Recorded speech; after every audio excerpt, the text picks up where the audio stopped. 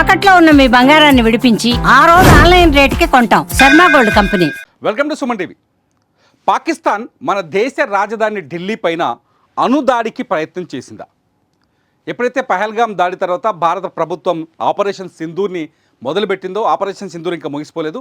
మొదలుపెట్టిన తర్వాత ఆపరేషన్ సింధూర్లో పాకిస్తాన్ భూభాగంతో పాటు పిఓకేలో ఉన్న భూభాగంలో ఉన్న ఉగ్ర శిబిరాలపై దాడులు చేసిందో, ఆ తర్వాత పాకిస్తాన్ మన పైన వరుసగా డ్రోన్లతో అటాక్ చేస్తున్న సందర్భంలో మే 9వ తేదీన ఢిల్లీ పైన, భారత రాజధాని ఢిల్లీ పైన అణుదాడి చేయడానికి, న్యూక్లియర్ బాంబ్ వేయడానికి పాకిస్తాన్ ప్రయత్నించిందా?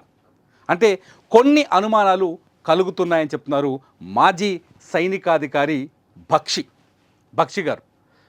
ఈయన చాలా పవర్ఫుల్, ఈయన మిలిటరీలో ఈ మిలిటరీకి చీఫ్గా పనిచేశారు. భారత కార్గిల్ యుద్ధం సమయంలో ఈయన పనిచేశారు. బక్షి అనుమానాలు ఆయన చాలా స్పష్టంగా ఒక టీవీ ఇంటర్వ్యూలో చెప్తూ, నాకు ఒక అనుమానంగా ఉంది, ఎందుకంటే ఫతా-2 అనే మిసైల్ పాకిస్తాన్ 2020లో డెవలప్ చేసింది, ప్రపంచాన్ని చూపించింది 2020 డిసెంబర్లో. ఈ ఫతా-2 మిసైల్ని పాకిస్తాన్ మే 9వ తేదీ రాత్రి భారత్ పైన ప్రయోగించింది. ఇది హర్యానాలోని సిర్సాలో భారత ఎయిర్ డిఫెన్స్ వ్యవస్థ ఈ క్షిపణిని అడ్డుకుంది. హర్యానాలోని సిర్సాలో పొలాల్లో నేలకూలింది. ఒకసారి ఆ వీడియోలు చూద్దాం, ఒకసారి చూపిస్తా వీడియోస్. ఒకసారి చూడండి, ఇదే ఫతా-2 పాకిస్తాన్ దగ్గర ఉన్న ఒక బ్యాలిస్టిక్ మిసైల్. ఇది ఫతా-2. దీని రేంజ్ వచ్చేసి దాదాపు 250 కిలోమీటర్ల నుంచి 450 కిలోమీటర్ల వరకు ఉంటుంది. ఇది మన హర్యానా సిర్సాలో మొన్న మే 9వ తేదీన మే 9th రోజు ఇది సిర్సాలో దొరికింది, కూలిపోయింది. మన Indian anti air defence system దీన్ని చాలా ఈజీగా నేలకూర్చేసింది. అట్ ది సేమ్ దీని రేంజ్ వచ్చేసి 250 km నుంచి 450 కిలోమీటర్ల వరకు ఉంటుందట ఇది. సో దీన్ని ఢిల్లీ రాజధాని మీద, మన దేశ రాజధాని ఢిల్లీ పైన ప్రయోగించడానికి పాకిస్తాన్ ట్రై చేసింది. ఈ మిసైల్ని మన S-400 చాలా ధీటుగా కొట్టి నేలపడేసింది. అయితే ఈ మిసైల్ ప్రయోగం వెనుక పాకిస్తాన్ కుట్ర ఏంటి అంటే, ఢిల్లీ పైన అణుబాంబు దాడి చేయాలి, అణుబాంబుతో ఢిల్లీని నాశనం చేయాలని ఒక కుట్ర చేసినట్టుగా కొన్ని పరిశోధనలు ఇప్పుడు బయటపెడుతున్నాయి. ఎందుకంటే ఎప్పుడైతే పాకిస్తాన్లో ఇండియన్ ఆర్మీ మే 7వ తేదీన ఈ ఆపరేషన్ సింధూర్ తర్వాత పాకిస్తాన్ సర్వనాశనం చేసింది. ఆ తర్వాత వలసపెట్టి పాకిస్తాన్లోని 11 నగరాల్లో 9 నగరాల్లో 11 ప్రాంతాల్లో పాకిస్తాన్కి సంబంధించిన ఎయిర్ బేస్లన్నింటినీ లేపేసింది. ఆ విషయాన్ని మన ఇండియన్ ఆర్మీ కూడా మనం చాలా స్పష్టంగా ప్రకటించేసింది. ఇదే సమయంలో ఏదైతే కిరాణా హిల్స్ ఉన్నాయో పాకిస్తాన్లో, ఆ కిరాణా హిల్స్లో ఉన్న ఈ అణుబాంబుల స్థావరాలపైన కూడా ఇండియన్ ఎయిర్ ఫోర్స్ దాడి చేసింది.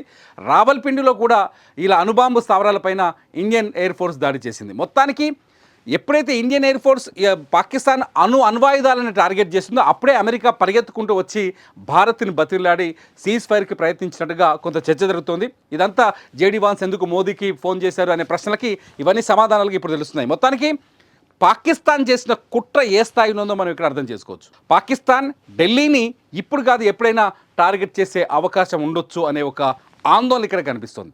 మొత్తానికి ఆ రోజు గనక మన యాంటీ డిఫెన్స్ వ్యవస్థ బలంగా లేకపోయి ఉంటే ఖచ్చితంగా ఫతా-2 ఢిల్లీ పైన పడేది. ఆ రోజు హర్యానాలో దాన్ని కుప్పగూల్చకపోతే, మే 9వ తేదీన దీన్ని హర్యానాలో కుప్పగూల్చకపోతే అత్యంత ప్రమాదకరమైన పరిస్థితులు మనం ఎంచుకోవచ్చు. దీనికి సంబంధించిన కొన్ని వీడియోలు చూపిస్తాను. హర్యానా సిర్సా ఏరియాలో పొలాల్లో పడిపోతున్నప్పుడు వీడియో ఉంది మన దగ్గర. అట్లాగే పడ్డ తర్వాత జనం దాన్ని ఎత్తుకొచ్చిన వీడియో ఉంది. ఒకసారి పడిపోతున్నప్పుడు వీడియో చూపిస్తాను. ఇది రాత్రిపూట జరిగిన ప్రయోగం, ఒకసారి చూడొచ్చు మీరు. ఆ రోజు ఫతా ఇండియా పైకి దూసుకొస్తున్న సమయంలో కొందరు వ్యక్తులు ముంబైలో రికార్డ్ చేశారు. చాలా స్పష్టంగా మీకు కొన్ని మార్క్స్ చూపిస్తాను నేను. ఒకసారి ఇక్కడ చూడండి విజువల్లో. ఇది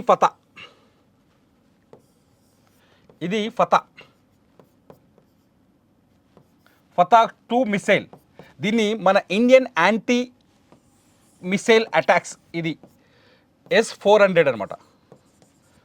ఫతా ఎప్పుడైతే ఇండియా పైకి వస్తుందో, హర్యానాలోని సిర్సాలో జరిగిన ఆ రోజు 9వ తేదీ నైటు హర్యానాలోని సిర్సాలో జరిగిన ఈవెంట్, ఇది మొబైల్లో రికార్డ్ చేశారు అక్కడ ప్రజలు. ఎప్పుడైతే ఫతా దూసుకొస్తుందో అప్పుడే భారతదేశానికి రక్షణ కవచంగా ఉన్న S-400 వెళ్ళి ఫతాని నేలగొల్చుతుంది. ఒకసారి ప్లే చేసి చూస్తాను, మీరు కూడా చూడొచ్చు ఈ వీడియోలో. ఒకసారి చూడండి, అది నేలగొల్చేస్తుంది చూడండి. వెళ్ళిపోయి అటాక్ చేసేసింది.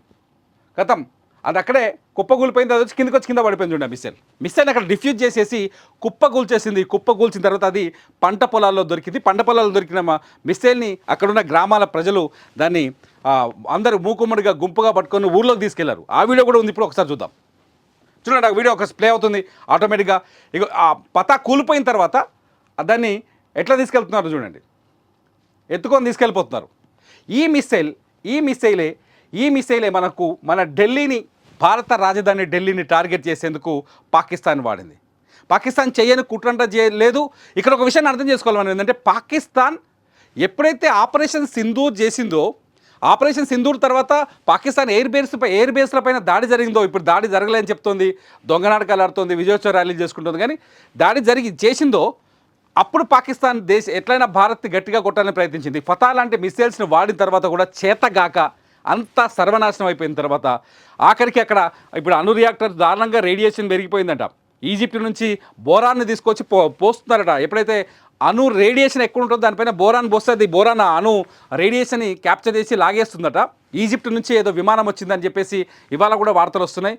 మొన్న అమెరికా కూడా B-350 అనే విమానాన్ని పట్టుకొని వచ్చి మొత్తం ఆ ఏరియానంతా పరిశోధన చేసిందట. గతంలో ఫుకుషిమా జపాన్లో భూకంపం వచ్చి అక్కడ అణు విద్యుత్ కేంద్రాలు పేలిపోయినాయి కదా, అప్పుడు ఈ ఫుకుషిమా ఏరియాలో కూడా ఈ B-350 వెళ్ళి కొంత సర్వే చేసింది. సేమ్ ఇప్పుడు పాకిస్తాన్లో కూడా కిరాణా పర్వతాల్లో ఈ అమెరికాకు సంబంధించిన B-50 విమానం వెళ్ళి సర్వే చేసింది. అక్కడ రియాక్టర్లు, అక్కడ రేడియేషన్ పెరిగింది, అక్కడ బ్లాస్ట్ అయితే జరిగిందని ఒక క్లారిటీకి వచ్చినట్టు తెలుస్తుంది అమెరికా కూడా. ఇప్పుడు బోరాన్ని ఈజిప్ట్ నుంచి తీసుకొచ్చి దాన్ని పోస్తున్నారట. ఎప్పుడైతే పాకిస్తాన్ని సర్వనాశనం చేసిందో భారత్ అనుకుంటున్నారు యుద్ధం ఎందుకు ఆగింది, ఎందుకు వెనక్కి తగ్గారంటే ఇవన్నీ కారణాలు ఉన్నాయి. పాకిస్తాన్ ఎప్పుడైతే దెబ్బతిన్నదో గట్టిగా, అప్పుడే ప్రపంచంలో ఉన్న మిగతా దేశాలని బతిలాడుకుంది, దయచేసి భారత్ని మా పైన దాడి చేయొద్దని. అట్ ది సేమ్ టైం ఇవాళ సిగ్గు లేకుండా సింధు నేలలు కావాలని చెప్పేసి నీళ్ళు కూడా లెటర్ కూడా పంపించింది మన పాకిస్తాన్ జలవనరుల శాఖ, మాకు దయచేసి సింధు నీళ్ళు వదిలేయని చెప్పేసి. పాకిస్తాన్ ఏం చేస్తుందంటే యుద్ధం వచ్చినప్పుడు మేము వీరులం శూరులం అని చెప్తుంది. మా దగ్గర 170 అణుబాంబులు ఉన్నాయి, మేము భారత్ పైన వేస్తాం, భారత్ని పేల్చేస్తామని డ్రామాలు వేస్తుంది. ఫైనల్గా దెబ్బతిన్న తర్వాత కాళ్ళబేరానికి వస్తుంది, అందితే జుట్టు లేదంటే కాళ్ళు.